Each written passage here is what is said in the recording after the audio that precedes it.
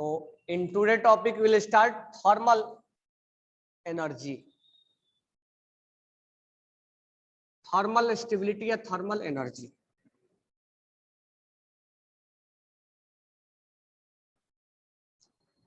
कल क्या लिखवाया था?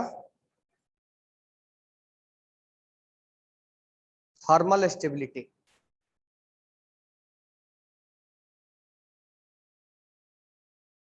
थर्मल स्टेबिलिटी का मतलब ये हो गया कि हीट करने के बाद जल्दी से वो डिसोसिएट नहीं हो। कल मीनिंग बताया था। तो हम बात करने वाले थे इसका सल्फेट का, कार्बोनेट का, सल्फेट का, ठीक है, फॉस्फेट का, नाइट्रेट का,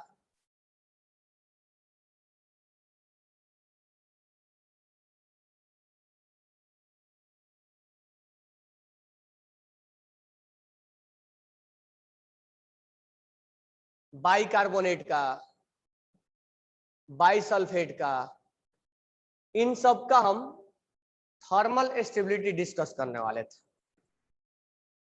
तो स्टार्ट करते हैं। तो थर्मल स्टेबिलिटी हम पहले देखेंगे metal carbonate. Write down heading thermal stability of metal carbonate. Metal carbonate. अब यहां पर जो हमारे को किसका थर्मल स्टेबिलिटी ज्यादा है किसका कम है पहले लिख देता हूं। मेटल कार्बोनेट यहां पर मेनली हम देखेंगे एस ब्लॉक का और पी एस ब्लॉक का, ग्रुप नंबर 1 का और 2 का। अगर हम बात करें lithium carbonate, sodium carbonate, rubidium carbonate, caesium carbonate, rubidium carbonate और सीजियम कार्बोनेट,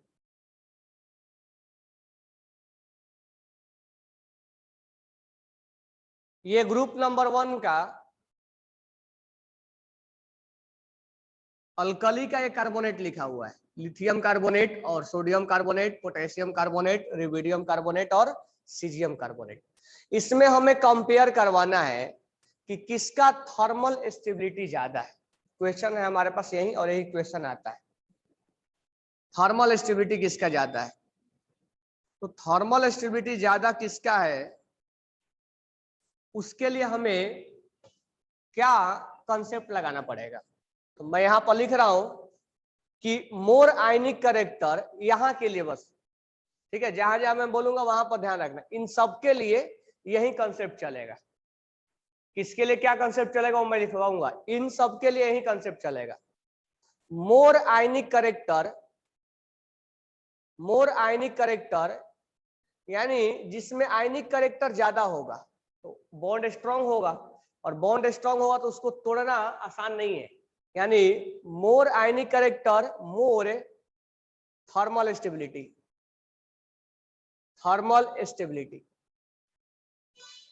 यानी यहां पर हमारे को कंसेप्ट यही है कि जिसमें आयनिक करेक्टर ज्यादा है उसका थर्मल स्टेबिलिटी भी ज्यादा होगा। यानी वो बॉन्ड स्ट्रांग होगा और उसको तोड़ना उतना आसान नहीं होगा। तो इन सब के लिए चाहे कार्बोनेट हो, चाहे सल्फेट हो, चाहे नाइट्रेट हो, चाहे फॉस्फेट हो, सबके लिए थर्मल स्टेबिलिटी इसी कंसेप्ट पे चेक किया जाएगा। तो मुझे बताओ कि लिथियम कार्बोनेट और सीजियम कार्बोनेट में आयनिक करेक्टर किसका ज्यादा है। अगर हम आयनिक करेक्टर के बारे में बात करें, आयनिक करेक्टर के बारे में अगर हम बात करें तो आयनिक करेक्टर किस में ज्यादा है।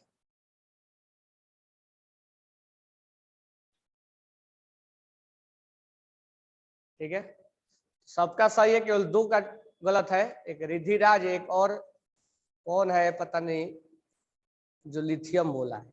आयनिक करेक्टर क्या सिखाया था आयनिक करेक्टर में? ये तो कॉमन है ना, जो जल्दी लॉस कर दे। कौन जल्दी लॉस करेगा? लिथियम या सीजियम? सीजियम लॉस करेगा जल्दी, तो सीजियम में आयनिक ज्यादा होगा, ऑब्वियस सी बात है। फजांस रूल भी लगाना चाहते हो तो लगा सकते हो, कई बार लिखवाया भी हो कि top to bottom ionic character increase होगा। इसमें कोवेलेंट करेक्टर इनके कंपेयर में ज्यादा होगा, तो top to bottom ionic character increase होता है, जल्दी से लॉस करता है ना। तो आयनिक करेक्टर अगर हम बात करें तो lithium carbonate, sodium carbonate, potassium carbonate, rubidium carbonate और caesium carbonate, top to bottom ionic character increase होगा। Top to bottom ionic character increase होगा। इसीलिए थर्मल स्टेबिलिटी जो होगा, thermal stability top to bottom क्या होगा, इंक्रीज। क्योंकि जितना स्ट्रॉन्ग बॉन्ड होगा उतना ही उसको तोड़ना आसान नहीं होगा, जितना स्ट्रॉन्ग बॉन्ड होगा उतना ही उसको ब्रेक करना आसान नहीं होगा। लास्ट में सीजियम कार्बोनेट लिखा हुआ है, यानी top to bottom thermal stability बढ़ेगा। तो ये थर्मल स्टेबिलिटी चाहे इसके लिए बोलूं, इसके लिए, सबके लिए यही होगा। चाहे ये मैं अल्कली के लिए बोलूं या अल्कलाइन के लिए। अगर अल्कलाइन के लिए बोलना होगा तो BeCO3, beryllium carbonate, magnesium carbonate, calcium carbonate, strontium carbonate, barium carbonate.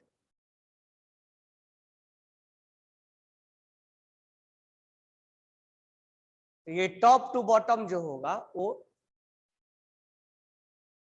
Thermal stability increase होगा, यानी ये आसानी से बॉन्ड टूटेगा नहीं, जबकि इसका हम आसानी से थर्मल डिकम्पोजिशन करवा सकते हैं। यानी यहां पर बेरिलियम और लिथियम कार्बोनेट आसानी से ब्रेक हो जाएंगे।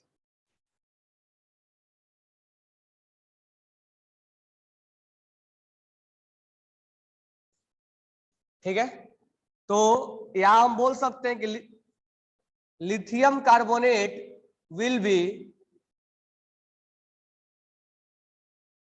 easily lithium carbonate will be easily decomposed, thermal decompose, easily decompose on heating.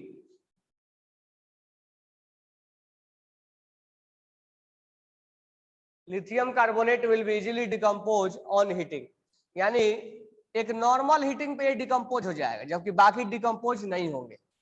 तो पूछा भी जाता है क्वेश्चन में कि बताओ कि लिथियम कार्बोनेट को अगर हम थर्मल डिकम्पोजिशन करेंगे ये आसानी से ब्रेक हो जाएगा, तो क्या बनेगा, heat from lithium oxide plus CO2 gas will be evolve.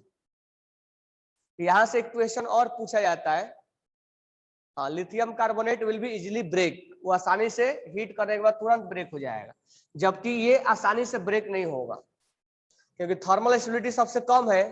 तो इसको अगर हम हीट करेंगे तो ये लिथियम ऑक्साइड में और CO2 गैस में इवॉल्व हो जाएगा। तो 4 ऑप्शन दे दिया जाएगा, बोला जाएगा कि बताओ इनमें से कौन सा जो कार्बोनेट है वो CO2 गैस इवॉल्व करेगा नॉर्मल हीटिंग पर। तो हम बोलेंगे कि लिथियम कार्बोनेट जो है वो CO2 गैस इवॉल्व करेगा नॉर्मल हीटिंग पे। ठीक है, अब हाई हीट कर देंगे तो टूटने के लिए तो आयरन भी मेल्ट हो जाता है, तो हाई हीट पे नहीं, नॉर्मल हीटिंग पर ये आसानी से ब्रेक होके CO2 गैस इवॉल्व करेगा। ये 2 क्वेश्चन आपसे पूछा जाएगा, एक क्वेश्चन आपका यहाँ से टॉप टू बॉटम कंपेयर होगा और दूसरा question on heating lithium carbonate या बेरिलियम कार्बोनेट, यहाँ बेरिलियम ऑक्साइड बनेगा आर्या, but lithium is more force attraction due to small size. कौन सा अट्रैक्शन, कहां पर क्या चेक किया जाता है वो तुम्हें याद रखना पड़ेगा ना। यहाँ पर कौन सा अट्रैक्शन के बारे में बात करो, आयनिक बॉन्ड किसमें स्ट्रॉन्ग है, लिथियम में स्ट्रॉन्ग है आयनिक बॉन्ड या सीजियम में आयनिक बॉन्ड स्ट्रॉन्ग है।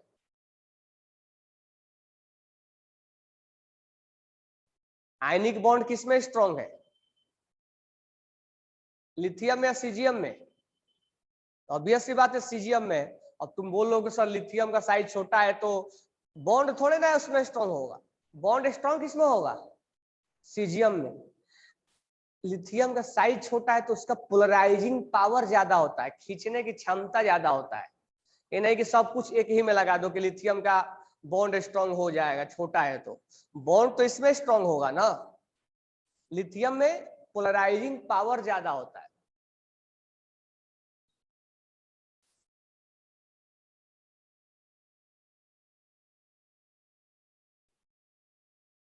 आयनिक इज लेस इन लिथियम, यहाँ आयनिक कम होगा, यहाँ आयनिक ज्यादा होगा, यहाँ स्ट्रॉन्ग आयनिक होगा, यहाँ वीक आयनिक होगा। तो ये नहीं देखना है कि हमेशा लिथियम छोटा है, वो लैटिस एनर्जी के लिए अप्लाई कर सकते हो, पोलराइजिंग पावर के लिए अप्लाई कर सकते हो। ये नहीं कि आयनिक बॉन्ड के लिए तुम साइज देख लो, आयनिक बॉन्ड के लिए तुम बोलो लिथियम छोटा है, आयनिक बॉन्ड के लिए कौन लूज करेगा कौन गेन करेगा वो चेक करना है।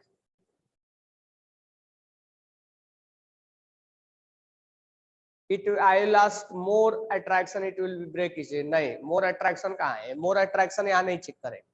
मैं क्या बोला, इनके लिए तुम कौन सा कंसेप्ट लगाओगे, मैं सब चीजें कंफ्यूज होने का पहले ही बता दिया था। इसके लिए तुम कौन सा कंसेप्ट लगाने वाले हो, आयनिक बॉन्ड का कैरेक्टर जिसमें ज्यादा होगा उसका थर्मल स्टेबिलिटी ज्यादा होगा, इसीलिए इसमें लैटिस एनर्जी वगैरह नहीं चेक किया जाएगा, बाकी कोई भी कंसेप्ट नहीं लगाओगे। तो इस थर्मल स्टेबिलिटी के लिए तुम इनके लिए यही कंसेप्ट लगाओगे कि जिसमें आयनिक कैरेक्टर ज्यादा, आयनिक बॉन्ड स्ट्रॉन्ग है, वहीं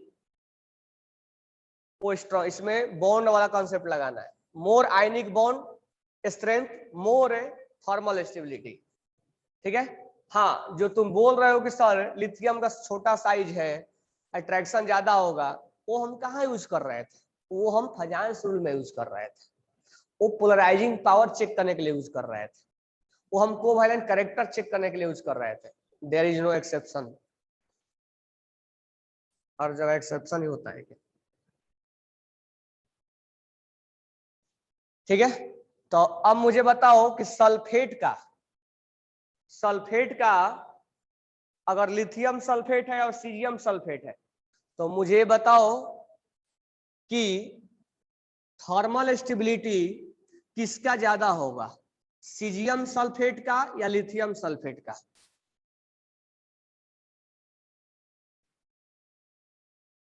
किसका ज्यादा होगा, सीजियम सल्फेट का होगा ना, क्योंकि ये जितना भी बॉक्स में लिखा हुआ है ये सबका कंसेप्ट इस पे चेक करना है, आयनिक कैरेक्टर। तो लिख लो लिथियम थर्मल, मैं शॉर्ट में लिख रहा हूं थर्मल स्टेबिलिटी, लिथियम सल्फेट से ज्यादा स्ट्रॉन्ग होगा सोडियम सल्फेट, सोडियम सल्फेट से ज्यादा स्ट्रॉन्ग होगा पोटेशियम सल्फेट, पोटेशियम सल्फेट से ज्यादा स्ट्रॉन्ग होगा रिबिडियम सल्फेट, रिबिडियम सल्फेट से ज्यादा स्ट्रॉन्ग होगा सीजियम सल्फेट। उसी तरह से ग्रुप 2 भी लिख सकते हैं, बेरिलियम सल्फेट से ज्यादा स्ट्रॉन्ग होगा मैग्नीशियम सल्फेट, उससे ज्यादा स्ट्रॉन्ग होगा calcium sulphate, strontium sulphate, barium sulphate, यानी टॉप टू बॉटम इसका स्टेबिलिटी इंक्रीज होगा।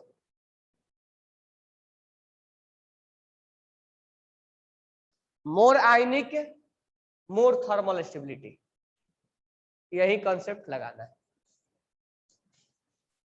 अब यहां पर ध्यान देना, लिथियम सल्फेट को, ये lithium sulphate will be easily decompose on heating. अगर हम लिथियम सल्फेट को नॉर्मल हीटिंग करते हैं या बेरिलियम सल्फेट को, तो लिथियम सल्फेट और beryllium sulphate will easily decompose on heating, यानी हीट करने पर ये आसानी से डिकम्पोज हो जाता है।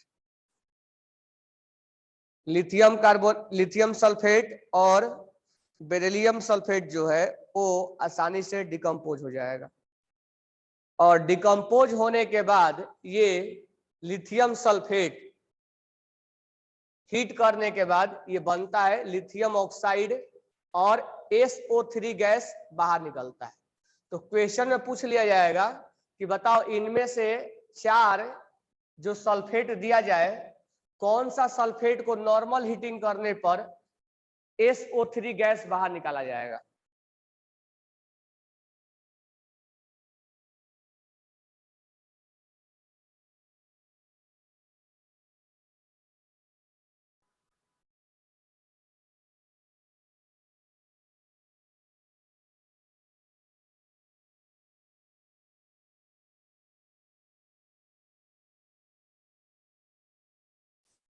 तो इसमें आंसर हो जाएगा लिथियम सल्फेट। तो लिथियम सल्फेट और बेरिलियम सल्फेट दोनों आसानी से डिकम्पोज हो जाएगा। ये क्या होगा, BeO और SO3 होगा।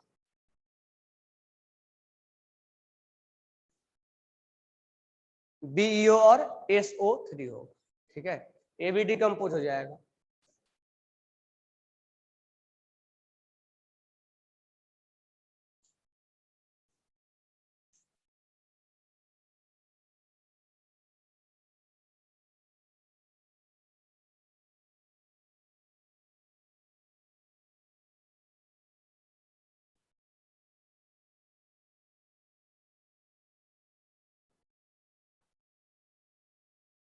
नेक्स्ट लिख देंगे।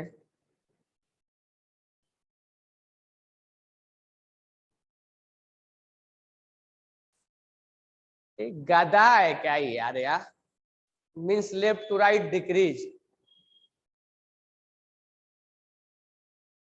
Left to right ionic bond बनेगा।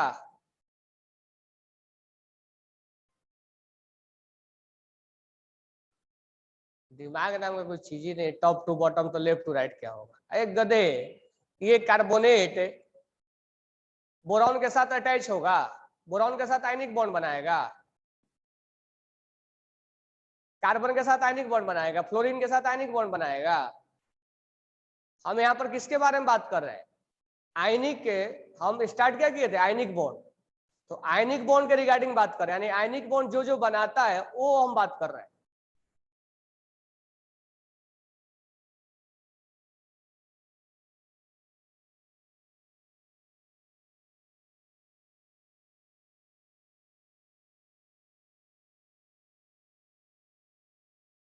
अल्कली में और अल्कलाइन में अगर हम कंपेयर करेंगे तो किसका थर्मल स्टेबिलिटी ज्यादा होगा, आयनिक कैरेक्टर किसका ज्यादा है, अल्कली का या अल्कलाइन का।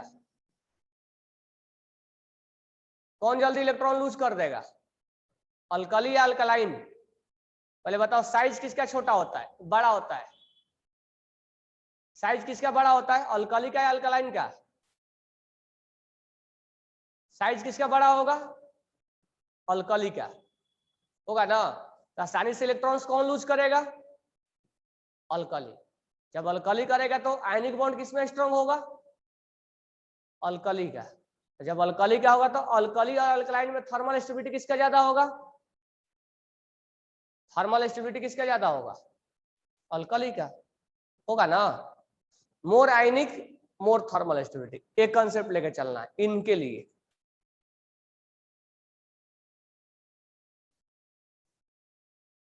तो कंसेप्ट ये है। नेक्स्ट है नाइट्रेट, तो लिखना मेटल नाइट्रेट, मेटल नाइट्रेट।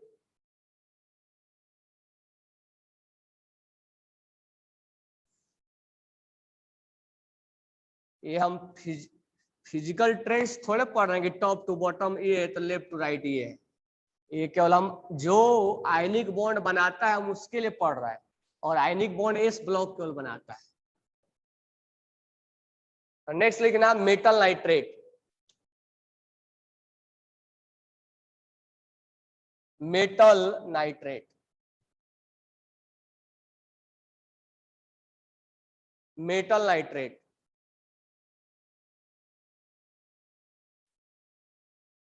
तो जैसे सल्फेट था वैसा ही नाइट्रेट है। तो अब मुझे बताओ, lithium nitrate, sodium nitrate, potassium nitrate, rubidium nitrate, caesium nitrate, तो मुझे बताओ टॉप टू बॉटम स्टेबिलिटी क्या होगा? बढ़ेगा। इससे ज्यादा स्टेबल सोडियम नाइट्रेट होगा। थर्मल स्टेबिलिटी, सोडियम नाइट्रेट से ज्यादा स्टेबल पोटेशियम नाइट्रेट होगा और रुबिडियम नाइट्रेट होगा। उससे ज्यादा स्टेबल सीजियम नाइट्रेट होगा। तो हम लिथियम नाइट्रेट को आसानी से डिकम्पोज कर सकते हैं। तो lithium nitrate will be easily decompose, easily decompose on heating, यानी हीट करने से आसानी से डिकम्पोज हो जाता है। तो लिथियम नाइट्रेट को अगर हीट करना है तो ये बनता है lithium oxide plus NO2 plus NO2 plus ये बनेगा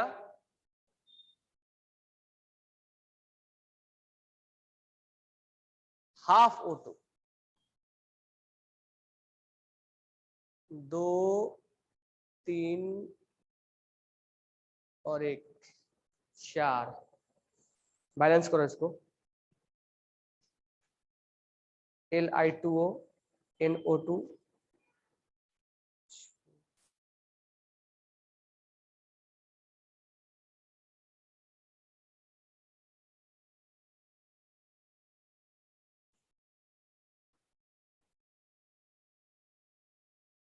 यहाँ 2 लगा दो। तो अगर लिथियम नाइट्रेट को हीट करेंगे तो क्या बनेगा? Lithium oxide plus 2NO2, NO2 gas बाहर जाएगा और O2 गैस बाहर इवॉल्व होगा। इसमें NO2 और O2 गैस दोनों बाहर इवॉल्व हो रहा है। उसी तरह से बेरिलियम का भी लिख सकते हैं। तो जो अल्कली का चलेगा वैसा ही अल्कलाइन का भी चलेगा। लिखना है तो लिख सकते हो बेरिलियम नाइट्रेट, बेरिलियम नाइट्रेट। तो यहां पर क्या हो जाएगा? होल ट्वाइस होगा ना, क्योंकि इस पे चार्ज क्या है? +2 और इस पे चार्ज क्या है? -1, तो क्रॉस मल्टीप्लाई हो जाएगा। ये हो जाएगा BeNO3 होल ट्वाइस। इससे ज्यादा स्ट्रॉन्ग कौन होगा? Magnesium nitrate. इससे ज्यादा स्ट्रॉन्ग कौन होगा? Calcium nitrate. इससे ज्यादा स्ट्रॉन्ग कौन होगा? Strontium nitrate. उसके उससे ज्यादा स्ट्रॉन्ग कौन होगा? Barium nitrate. अगर तुम यहां पर बेरिलियम नाइट्रेट को हीट करोगे तो BeO और NO2 और BeNO3 को अगर तुम हीट करोगे तो ये बनेगा BeO plus NO2 plus half O2। एक बार इसको बैलेंस कर देते हैं। 2 यहाँ पर नाइट्रोजन है, 2 लगा दो। तो बैलेंस हो गया क्या? 6 2 4 5 6 बैलेंस हो जाना चाहिए।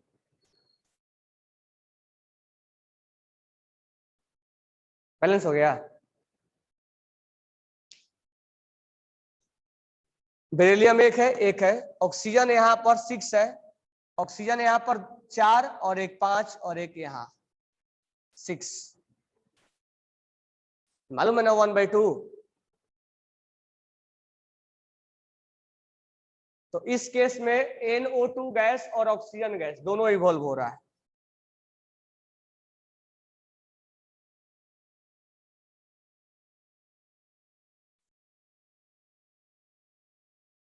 नाइट्रेट हो गया।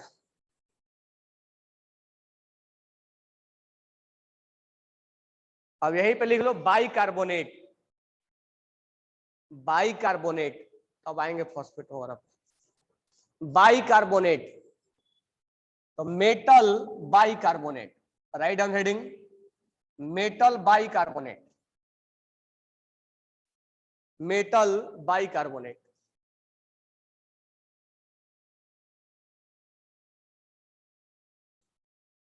तो अगर मैं लिखूं लिथियम बाइकार्बोनेट, मालूम है ना बाइकार्बोनेट पर चार्ज क्या होगा, HCO3-1 होता है, तो यहाँ +1 यहाँ -1। Lithium bicarbonate, sodium bicarbonate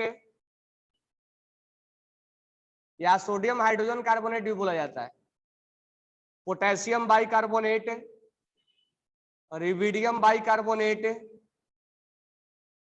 caesium bicarbonate, हो गया ना। तो अगर मैं इसका थर्मल स्टेबिलिटी लिखूं तो लिथियम बाइकार्बोनेट का थर्मल स्टेबिलिटी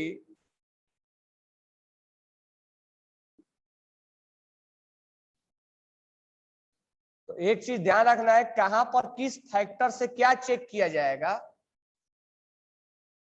अब हाइड्रेशन एनर्जी में क्या चेक किया जाएगा, तो वहां पर ध्यान रखना साइज से चेक किया जाता है। लैटिस एनर्जी में क्या चेक किया जाता है, साइज से चेक किया जाएगा या चार्ज से।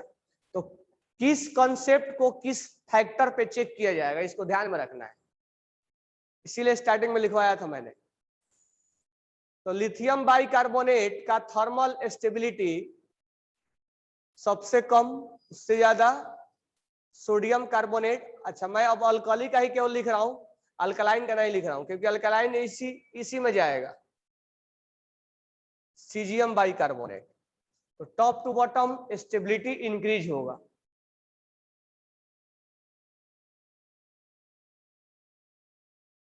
ठीक है, तो ऑन नॉर्मल हीटिंग या heat lithium bicarbonate will decompose, ये डिकम्पोज हो जाता है और क्या बनता है, लिथियम बाइकार्बोनेट को अगर हम हीट करते हैं तो यहां बनता है ये लिथियम कार्बोनेट बनता है, और लिथियम कार्बोनेट और यहां बनेगा वाटर, और यहां पर बनता है CO2। लिथियम कार्बोनेट को अगर हीट करेंगे, लिथियम बाइकार्बोनेट को, तो कार्बोनेट में जाएगा। अगर ये कार्बोनेट को फर्दर हीट करेंगे तो ये बनेगा Li2O और प्लस CO2। बैलेंस नहीं, हम बैलेंस कर लेंगे, पहले ध्यान से समझो कि क्या क्या बना। लिथियम बाइकार्बोनेट को हीट करेंगे तो कार्बोनेट बनेगा, और कार्बोनेट को फर्दर हीट करेंगे यानी थोड़ा सा और हीट बढ़ा देंगे तो ऑक्साइड में और CO2 में कन्वर्ट हो जाएगा, और ये वाटर वेपर के फॉर्म में होगा, और ये CO2 बाहर जाएगा, ये वेपर के फॉर्म में होगा, ये लिक्विड के फॉर्म में नहीं होगा, यहां से भी गैस बाहर जाएगा। तो इसमें क्वेश्चन ये भी पूछा जा सकता है कि नॉर्मल हीटिंग पे क्या बनेगा और फर्दर हीटिंग पे क्या बनेगा। तो नॉर्मल हीटिंग पे bicarbonate is converted into carbonate, यानी bicarbonate is converted into carbonate, and further carbonate will be heat, then it convert into oxide plus CO2. तो carbonate decompose into bicarbonate, decompose into carbonate, and carbonate decompose into oxide plus CO2।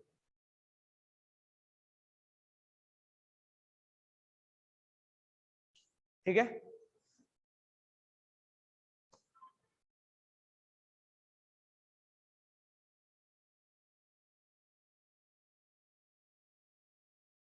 Beryllium carbonate का भी ऐसा ही है। तो तुम लोग लिखो beryllium carbonate का और ब्रेक ले लो, और साथ में लिख लेना बेरिलियम कार्बोनेट का।